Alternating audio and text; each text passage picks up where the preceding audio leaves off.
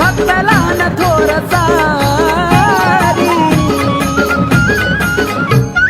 साज शिनगार करून एक दरबारी जमली दर्शनाला भक्त लहान थोर सारी